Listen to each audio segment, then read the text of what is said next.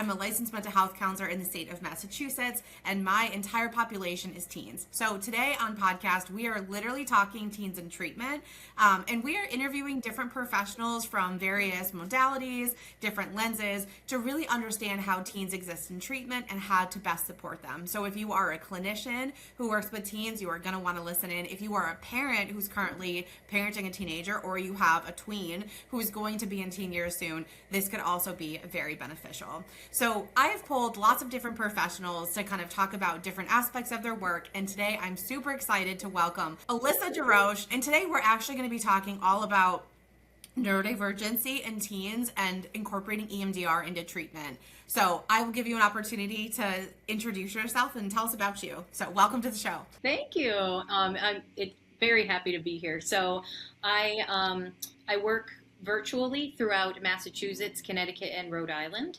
I work with teens and adults doing mostly EMDR, and I do specialize in neurodivergence and high performance and burnout. And complex trauma. Wow. What a nice, like, You'd be, yeah, all those things intersect so often. It's actually hard to find, like someone where like that does not intersect. If they have a lot of burnout and, they're a high performer, plus neurodivergence and complex trauma, very, very often go hand in hand, yeah. Yeah, for sure. I actually, before when you had said, you're like, sometimes it's hard to understand where neurodivergency ends and teenagers begin, or like kind of how to separate the two. And I would like totally agree with that, because I feel like when we're thinking about a lot of neurodivergency, like there are so many teenagers that naturally struggle with different things because they're still learning them, right? And they're learning and growing. Their brain development is not quite there yet. And so I think that like there's such a common theme. And I do think it's a really important thing that we make sure that we're assessing, even if there hasn't been a concern for ADHD or neurodivergency. Like when you're getting a teen into treatment, like are we adequately assessing for neurodivergency that could be impacting presentation, symptomology, and like treatment outcomes? Yeah, especially working with mostly teens who are like high performing, they're the ones who, and especially in girls, but it does happen with some boys, or with a lot of AFAB individuals, they get missed, because they're not being disruptive. They're doing well in school, they have a job, they are doing everything that they're expected to do. So the neurodivergence aspect does go under the radar quite often. And the way it shows up is with overwhelm, outbursts, ways that they're adapting to the small compounded traumas of being neurodivergent and not knowing it. Do you ever have the experience where you've worked with someone for a little bit, or you're kind of wondering or thinking like, okay, ADHD or neurodivergency is a part of this, and the family is actually like, no? Actually, not so much, because I really promote myself as a That's fair. neurodivergent therapist who works with neurodivergent people. So usually people seek me out specifically because they suspect it. So not so much in my personal experience, because they already come to me thinking that this might be a thing. That's so fair. I feel like it's so common when you're talking about like kind of like the high functioning girls in particular, when they get to a certain point in teenhood, right?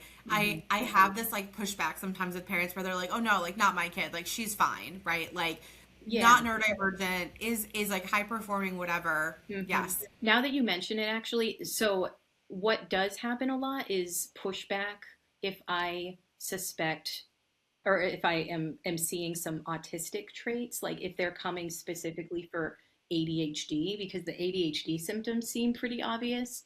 But I'm also, once I, assess them and have gotten to know them after several sessions, I strongly suspect that autism and the intersection between the two is playing a huge role. I do see more like pushback on that. Like there's still such a stigma with acceptance of autism being part of their neurotype. Yes. I am so glad you said that because I agree with you. Like, I think that oftentimes when I'm working with a teenager, right, like older, 15, 16, 17, I think there is this like assumption that if they haven't been diagnosed or if it hasn't been brought up as a problem or it hasn't whatever, that there's like no way they could be diagnosed as autistic at like 16, 17. Um, and like I think for me, I spend so much time talking about like why girls get missed, and how that kind of presents. And like when you had talked about kind of the overperforming piece, right? I'm actually curious if you could tell us a little bit more about what that looks like, because I think sometimes parents are like, "Oh, she's fine," right? But, like, when does performing become overperforming, and like how do we assess for that and like use that as part of treatment or etc.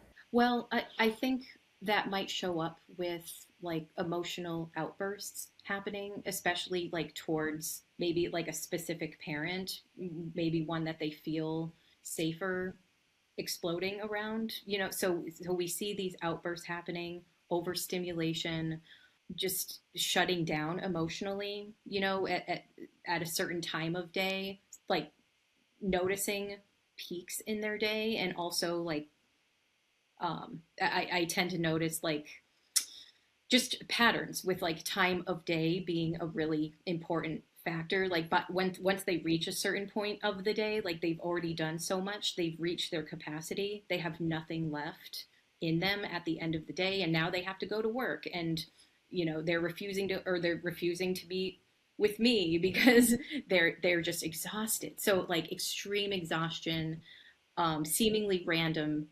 outbursts, overwhelm, shutdown. Yeah. Okay. Yeah, I think our society, for whatever reason, always views that as like this is your expectation. Like we expect you to be overperforming and like on top of all your stuff and like with it. And I do think that we fail sometimes to recognize like, is this just because you're refusing, or is this actually because something else is happening for you? Right, because your nervous system, like, literally is not safe enough to allow it to happen anymore. Yeah, yeah. hmm I think that's the biggest distinction there is like what what is happening doesn't seem to be fully their choice. It's not opposition, it's not outright refusal, it's emotional overwhelm. I actually love that because you just like pinpointed one of the differences I think in parents and like I think this is a piece, right, a bid for connection, is understanding what your kid looks like, right, between true overwhelm where it's like I literally can't even choose this right now, um, and like that resistance that we were talking about. Yeah, yeah. And when it comes to parent involvement, I think one of the important things to understand about like the smaller little t traumas that compound over time and how that shows up for them, like just helping parents validate that that is trauma. It like these big events happening doesn't necessarily, like, if that is not something that's been part of that teen's life, they don't see it as valid trauma. Like they didn't have anything major happen to them. They're not abused. They're not neglected. Like why are they, like, what do you mean they're traumatized? So just really explaining the nuance of how these small feeling misunderstood over and over and over again, having their needs be ignored, saying something about needing help and having it be totally dismissed, like that is trauma compounded, and it keeps stacking and stacking and stacking over time, and it does become a big trauma because it's so much compounded. So I love that you're talking about this because I do think that there is often that assumption that if they haven't been assaulted, if they haven't been in a car accident, if there hasn't been some big thing, that like they have no trauma, right? But the more we know about trauma, the more we've talked about like the big T's and the little T's. I was going to make a comment on like the social aspect. I think that's also how things, or like neurodivergence often gets missed, or even trauma itself gets missed. Like social anxiety. is the most common misdiagnosis that I see when it's really like underlying neurodivergence, like the anticipatory anxiety of an event coming up, a need to know that it's not just a preference to like know all the details, who's going, who's not going, is that person who's always excluding me going to be there? Like it's it's a need to know. Yeah. Again, it's a nervous system reaction more than it's a choice. How do you help, I guess, like parents or like teens understand the difference between those? Like between like a choice or like a reaction. I think I would work with them to tease out the different, like if it seems involuntary or not, and just the recovery time with with the outburst, and what seems to help and what doesn't seem to help. Because what often does help when it's involuntary, when it's a nervous system reaction, is some type of regulation is going to help, and just one that involves their relationship and connection with their parent or with someone, or an interest of theirs, a friend of theirs with a parent. The connection and the relationship is very regulating. That's a really great way to tell the difference. If a kid is just straight up oppositional and refusing, it that doesn't really matter. It like attempts to connect don't really make a big difference in my experience. I could see that. Mm-hmm. I think that's like a helpful tidbit for parents too. And I think too, like there's so much nuance with this, right? Um, Yeah, and yeah. I think like the more curious we are in terms of like asking questions for parents and asking questions for teens and like really Mm-hmm. just being like nothing is a bad answer, right? Like Mm-hmm. Yeah, we're just here to kind of like understand the layout a little bit more and like map some of this. yeah. Um, the more understanding we're gonna have. Yes, yeah, yeah. So Mm-hmm. so you work a lot with neurodivergency, right? I do. But also do a lot of EMDR. I do, right. Yeah, yeah. Right. So I am curious because you also work with adults, which I love, but I'm curious, like for you in practice, what is the difference between doing EMDR with teenagers versus doing EMDR with adults, if any? Because I'm not an EMDR person. Yeah. Okay. So one of the biggest differences is I'm gonna comment on like what I notice in myself. Like when I'm doing the work with a teen versus with an adult. Like what there's the obvious that there is generally, I'm speaking in generalities, less baggage with a teen than there is with an adult. Like with an adult, it feels like we're working on just so many years and so many memories or so many targets. And with a teen, just it's not that it's less complicated, but there's um, I don't know. I just feel like it's such an important time in their life to be doing this kind of transformative work that like it's almost like with an adult we're undoing and untangling so much of the past, but with a teen, to me, it feels like we're doing it at the right time. Like this is the time, this is the best time to be doing this. Like before 10, 20, 30 years from now, when we would have to go back and untangle and undo everything that's been done. Like it feels more like of an honor on my part to be sitting with them in this pivotal time.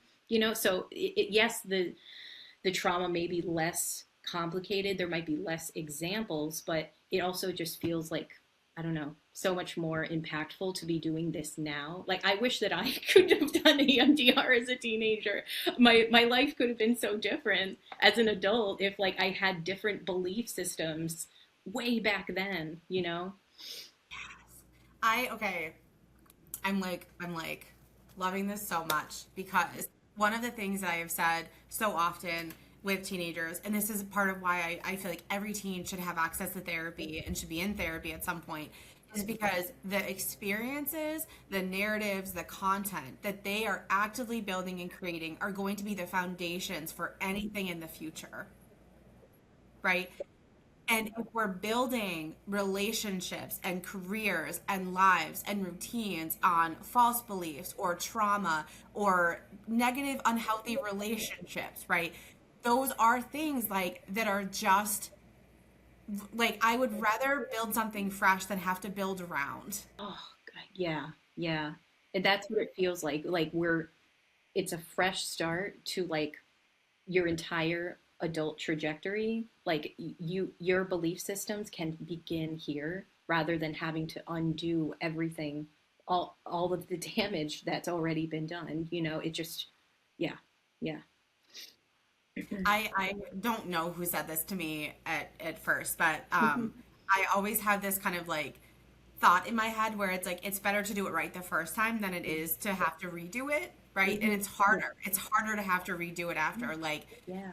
we were building a chicken coop, right? And let me tell you, it was such a disaster. Um, because I literally was like, I would have done this different, I would have done this different, I would have done this different if I'd known this, right? There's all this information there. And it took so many more hours to Mm. go back and redo and fix the things that we needed to do versus if we had just done it right the first time, right? And so Mhm. as an Right, example, exactly. Yeah. it's a very tangible thing, but I think about like when I'm talking about neural pathways, I'm Mm. always talking to parents about how like if we think about a neural pathway as a 50-year-old adult is a San Francisco bridge, Mm. Yeah, yeah. right? Hmm. Imagine how hard it would be to repair, rebuild, change, shift the San Francisco bridge. Yeah, right. That's such a And we're good over analogy. I here, love that. right? And we're over here trying to weed whack through the freaking bushes and being like, it's here, we promise, Yeah. right? Oh, And yes. so I think when we're working with teenagers, and again, I don't do EMDR, but like Mm. it's really talking about like making sure the foundation is sturdy, it's Yeah. solid, Yeah. right? Like we can build more on flat ground that is level, that has concrete reinforcers or whatever the Yeah. construction terms are, than we can on something that's like a rocky, Yeah. hilly, mountainous terrain and, Yeah. in the middle of a desert. Yeah. Yeah. Like very simply, one of the biggest differences is it works faster with teens. It works really fast than it does with adults, like there's just yeah, like the fact that their neural pathways are a little bit more plasticky, that helps a lot. Things, but I think there's more of an openness to trying something a little woo woo. I've noticed, like especially if someone isn't coming to me specifically for EMDR, and then I'm thinking like I think this would be really useful, um, and introducing the idea. Like most teens are just like down, they're just like, okay, yeah, well, let's try it. That sounds good, So, and getting creative with resourcing. So, just to, for anyone who doesn't know anything about EMDR, so there's a process in the early phases where you work on building your resources, and then you move on to later phases where you more so focus on, processing through trauma. So the later phases are a little bit harder to do because you have to actually, in a controlled, contained, safe environment, you're facing the trauma head on essentially. And it's kind of the way that we're trained in our basic training is like first the resourcing needs to happen and then you can move on to that. But one big difference I notice, like with teens and especially with neurodivergent folks, is that going back and forth between resourcing and active processing um, is incredibly important. So, like staying creative, staying on your toes about what is considered to be a resource to them. Like there's a there's a resource building tactic that gets taught to everybody called the safe place exercise. So you imagine like a safe place and you use like slow bilateral movements to help kind of install the safe place, and um, I noticed like the biggest themes that I see with teens are tied to like freedom and independence. Like I've had a teen before whose safe place was their car. And what does a car represent? It's freedom. There's nothing more freeing than like getting your first car. You can go wherever you want. You can pick up your friend. So the theme of freedom is such a huge theme that I see when it like ties to safety with teens. Yeah. I I am like obsessed with that, and I do think that like when we think about the developmental journeys and the developmental milestones of teenagers, it's autonomy, it's independence, it's freedom, right? It's like independent decision making, right? It's experimentation and like being able to make mistakes and to know that like, we can fix things, like we can make it better, but like, how did you feel about that? Um, and I'm actually wondering if you have thoughts on this, because when you were talking about freedom, I was like, I love that that is coming up in EMDR sessions, and I'm also curious how parents could potentially start to like interweave some of that into the family life, right? Like, how do we help encompass parents to like offer freedom and support freedom in teenagers? And I don't even know if I have an answer right now for this for myself, but Yeah. God, that is a super interesting question because it's I find it's so hard for parents to kind of navigate that like straddling of like where the teen is at. Like I think you've mentioned on like podcasts before about like treating the teenage developmental stage as like of its own unique thing. They're not big children, they're not small adults, they're their own unique category and developmental stage. And so that I think is very hard for parents to like let go of the little kid stage, look ahead to the adult stage, and like how do I give you enough freedom that feels safe for me and my their own nervous system as a parent, like to let go of some of that, especially if they're having emotional outbursts all the time or they're engaging in unsafe behaviors, like helping them navigate that is very, very tricky. I don't have a solid answer either. Sorry. But I know that it's very tricky. as we were talking about like that coming up as resourcing, I was like, that's actually just like so interesting because obviously like I don't do MDR, but like that comes up in my stuff all the time of like, and it's obviously one of the key milestones of teen development is like the desire for freedom, And right? privacy and yeah, yeah. Yeah. And so I think that obviously like we have our work in terms of like what we're supporting teens in session, but I also feel like there is a part of like, maybe as a parent of like really sitting back and thinking about like what does your teen have free choice for, right? Where do they experience freedom in their life, right? And if the answer is nowhere, that is a problem, right? Because my whole thing, and I talk about this with relationships with teens, is like I'm never going to sit here and say that you have to be in a relationship as a teenager, but I will say that I'm a firm believer that some of the best times to experiment in relationships is when you're home with your parents and there is supervision and observation and opportunities to have good, deep conversations, right?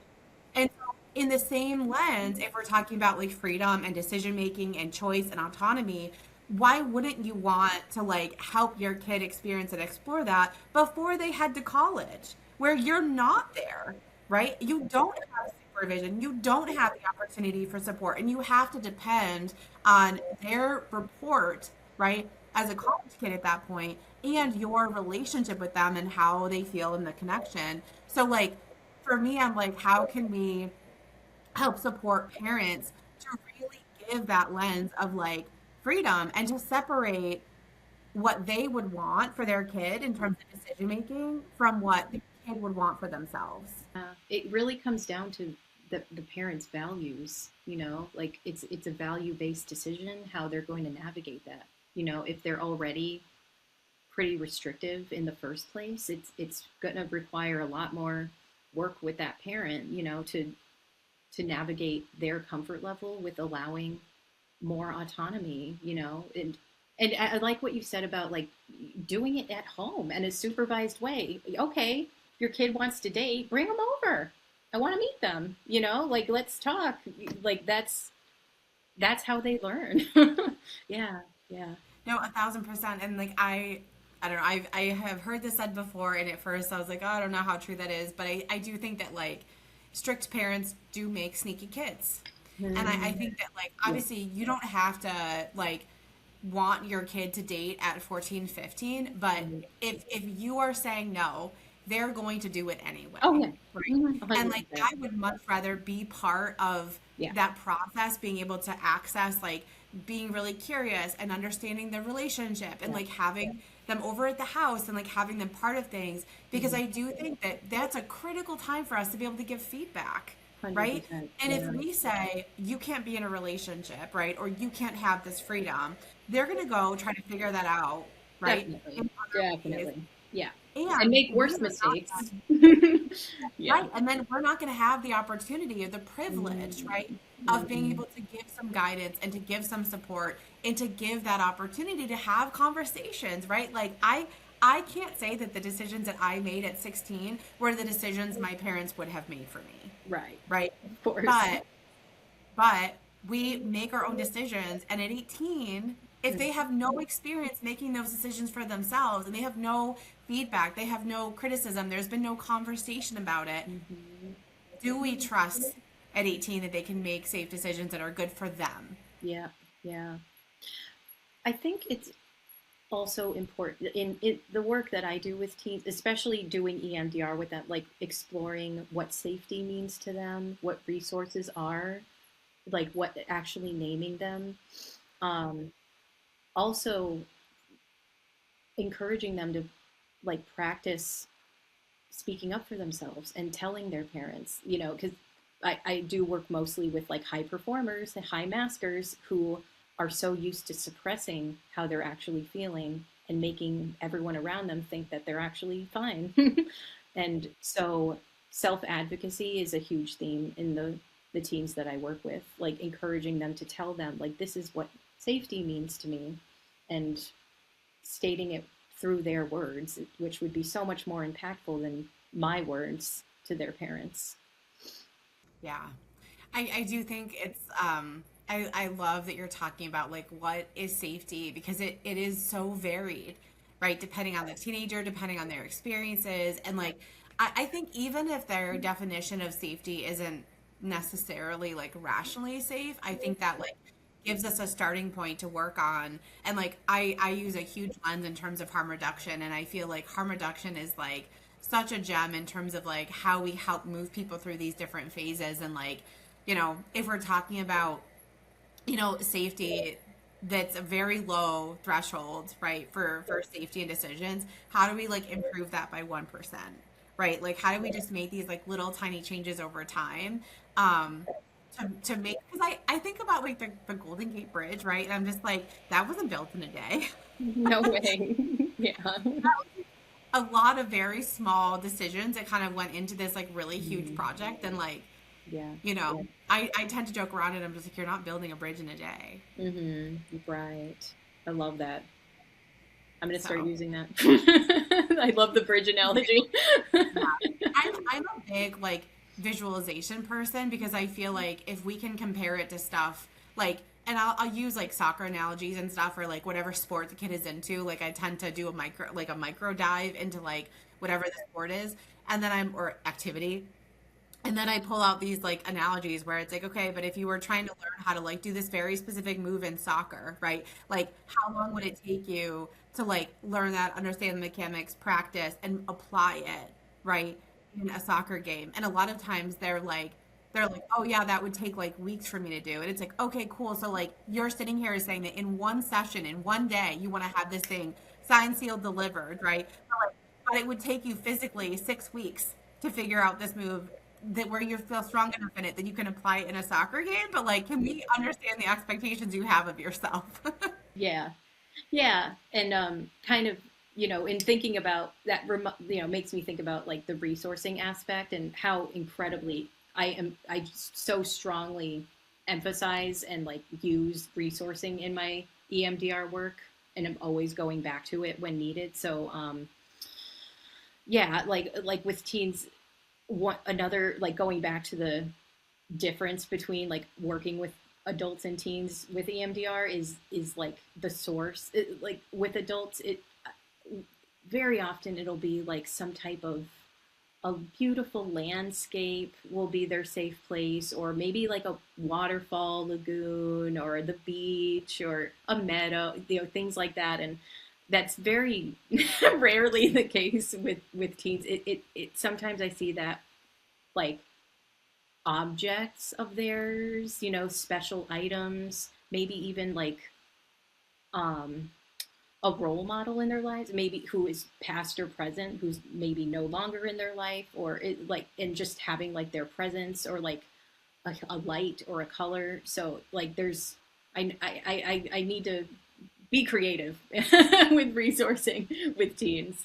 Yeah, because it's not what you would normally think of. Like adults more so are thinking of like like a beautiful landscape or the sun shining on them. Yeah, it's interesting. Yeah. But I think you point out like such an interesting difference. And I do think that as like a teen therapist, you have to be kind of like on your toes and ready and thinking about all these like really creative kind of different things. And I think that that's something I think that teenagers maybe is even required for sessions, right? To be able to kind of like get into that space. Cause I feel like potentially the more rigid a provider is about like what they're accepting. Um, Yeah, it's a way of showing that you care. I think they feel that, that like I think I don't know if all of them can like articulate it necessarily, but I think there is a sense there that like you care about me because you're like trying all these different creative things, and trying to work with me, even if I'm being kind of difficult or not talking very much. Yeah. we're showing them like grace and flexibility, right? And I think that's part of like teen led treatment is like it's okay to sit and have a session that like you don't do a ton of hard stuff, right? Like it's okay to come in and be like, I can't do this today, right? And I think that's honoring the advocacy that we had talked about earlier. And just like the space they're in, And I think too, I don't know if you see this, but I feel like so often when we're doing like some focused trauma work or other things, if there's a session where they're like, well, I'm not really feeling it, and so I don't want to come because I feel like you would just like force me to do it anyway. And I was like, but there is actually reason sometimes for relaxing and just like taking pause, right? And resting in a therapeutic space and not like pushing yourself to make progress because we're here, right? Right. Yeah, that can be emphasized a little bit in like the EMDR basic training. Like there is like when we're doing active processing, at least in my experience, like I felt like I received the message that there's some moments that you kind of have to push through, or like we're gonna keep it going even so. Like I think there is such an art to recognizing when it's time to step back, and like clearly this team is getting overwhelmed right now, and like I don't know if pushing through is really the right. I think we need to slow the pace down. We need to go back. Let's return to your resource.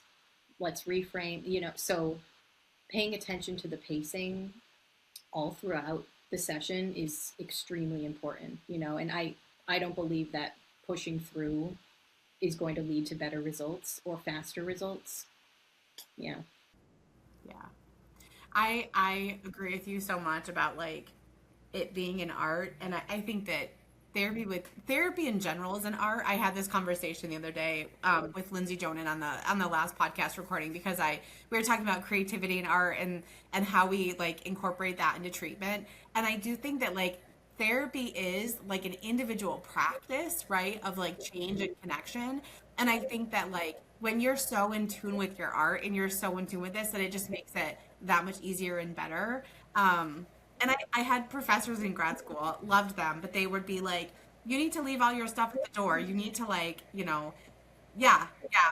And I literally was like, my problem with that though is that if we're not aware of what we're bringing into session and we're just like ignoring that that thing existed or that we got into a fight with our parents or like whatever, how are we then honoring that experience and being aware of like any of the triggers? And then I feel like we're also getting in the way of us being able to connect with teen clients and to really like sense kind of the ebbs and flows and to like really get in touch with that. And so I just like, to me it's not about leaving it at the door. It's all about like how do we like notice and acknowledge that and like be really aware of it and then even potentially use that in session, not content wise, but connection wise. Yeah, I rolled my eyes at the leave your stuff at the door comment. It's because, like, it just, so, I mean, so much of what we're taught in grad school is kind of ridiculous that, like, you have to have this poker face presentation and you have to leave your stuff at the door. Like, that message is basically, like, ignore and suppress whatever's going on with you.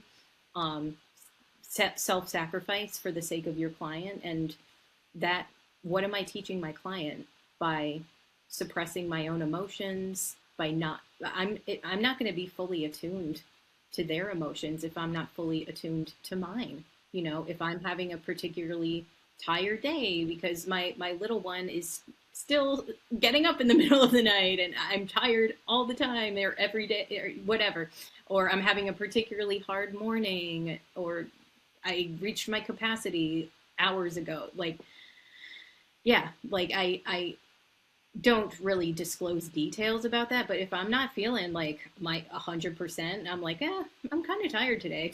How are you?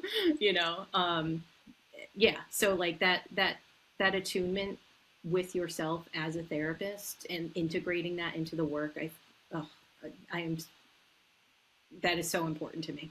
Yeah. I I I'm so glad we're talking about this because I do feel like you've probably heard the saying too, where they're like, you can only take a client as far as you've been yourself. Right. And I think there is some truth to that. And I feel like when I'm specifically talking about teens, I think about the people that I've met, right, that have focused practices or that really enjoy the work with teens. And then I wonder, like, are they just able to have more attunement with themselves during that like teen development, which is what allows them to be more present and attuned, um, to teens in treatment. Yeah.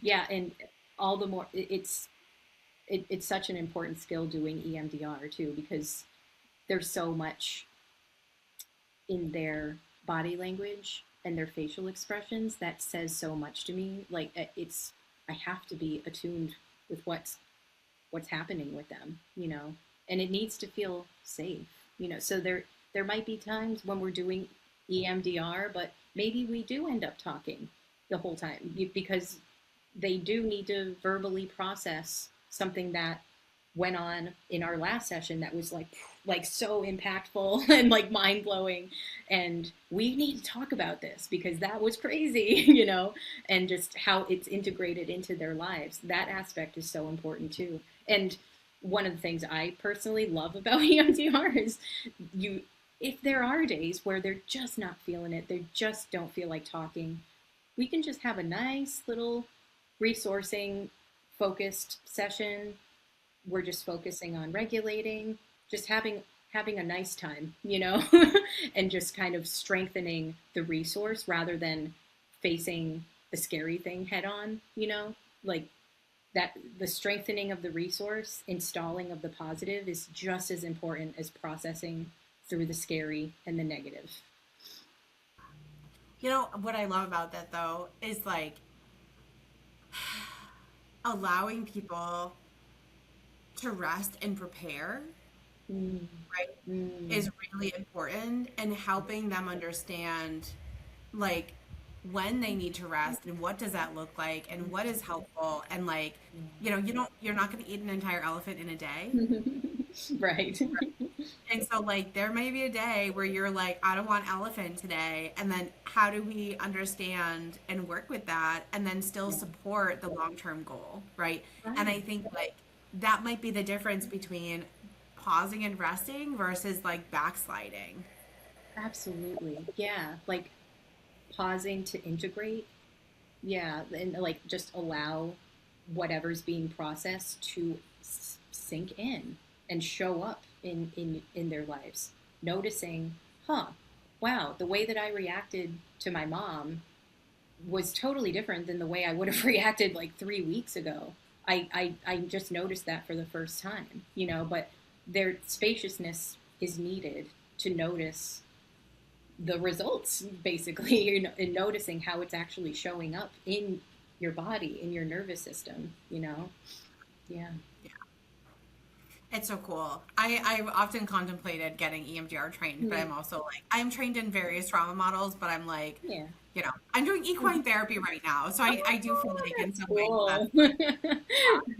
that's like, you know, getting into the somatic stuff, a little bit Mhm. of trauma pieces, but Yes. um, yeah. So, okay, talk to me a little bit then about like how and when potentially you are incorporating parents into like Mm. work with EMDR, or second question, Mm. how do you collaborate and connect with providers Mm. who might be working with the teen in more of a talk therapy section, but then they're referring to you for EMDR? So pick your Mm. journey. So the first one, um, talking to, yeah, I might have to ask you to repeat the second question. So first question, integrating parents into the work, or like, or Or explaining it to them. I mean, I guess when I think about teens, they don't live in a vacuum, right? And like if Hmm. we're doing really impactful trauma work, like how and when, I guess, do we incorporate parents Okay. into any of that treatment? Yeah. Well, I mean, I always check in with my teens before I talk to their parents about anything and let them know, like, I think this might be important to let them know that we're starting this process. What do you think? You know, and if they're okay with it, then I do like to let parents know that we're doing EMDR, because maybe they referred them to therapy thinking it was going to be mostly talking, you know, and then I don't want them to find out, I guess, that like, oh, you're not actually talking, you're doing this woo woo stuff. What is this? You know, because there is still that, if somebody's never heard of it's kind of like an out there concept to some people. So yeah, with my team's permission, I like to let the parents know that we're doing a different kind of process and what it could look like, and not getting into the specifics about like the material that we're going to be processing, but more so like we're going to be shifting the modality. So it's going to be, you might notice, that's another thing, letting them know what they should look out for, or what they might notice happening as this process is happening, because what can happen is various extremes. There might be surprising periods of time of like regulation and changing of reactions, which might be confusing to the parent, and they may not know how to respond to them anymore because they're so used to a predictable response. There might also be an increase at times in their reactions, maybe their reactions being more extreme, their dysregulation might amp up a little bit. So that's important information for me to know, especially if the teen I'm working with isn't telling me like, oh yeah, I've been like, you know, snapping at my mom like way more than often. Like let me know if you're seeing like a huge like significant increase in it, because that is very important information for me to know, because like that means that I should probably slow the pacing down. Maybe we're going too fast, you know. And I may not get that same feedback from the team. So yeah, like it's an even exchange of like, here's what you might expect or see, and also please let me know if you're seeing like ramping up of certain, you know, behaviors or outbursts or just dysregulation. Yeah. So I just want to like summarize, because I do think this is such an important piece that you're talking about, Yeah. right? Is that when there is a shift in modality, or potentially a shift in you know, something that could cause different reactions at Yeah. home, right? Yeah. We want to make sure that parents have information, so Yes. that Yeah. way it's not coming out of left field. Yeah. They're prepped and prepared for what that could look like, and they may be able to give more grace and support, right? during that period Yeah. of time.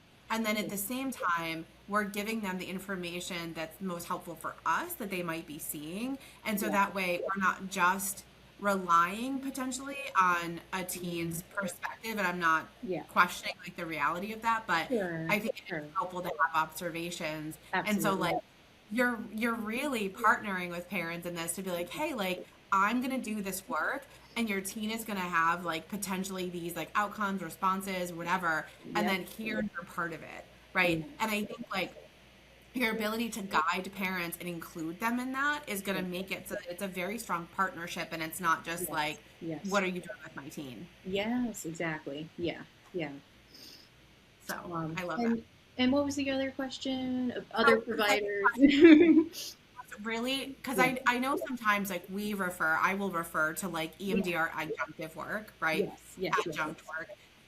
And so like there may be a client who's like really interested in that, and I know that then there's like two therapists in the pool, right? And I Right. know they Mm. often in grad school they're like, oh, two therapists can't see, like the same kid, but I'm like, well, but there's like different Yeah. modalities here, there's like a different focus, right? And so Yeah. I think Yeah. that's Yeah. shifted a lot over time. Yeah. So can you talk a little bit about like how you go about coordinating that and like what Oh, that looks yeah. like, or anything you have to say with that, because I don't want people to Yeah. be afraid maybe or under Right. not understanding how to go about having those conversations. Okay. Yeah. Yeah. I love that question. So I also am a strong believer in someone benefiting from having more than one therapist. If it's intentional for a specific reason, like just having more therapists for the sake of having more therapists could backfire and have the opposite effect. But if, like, what happens actually quite a bit in my practice is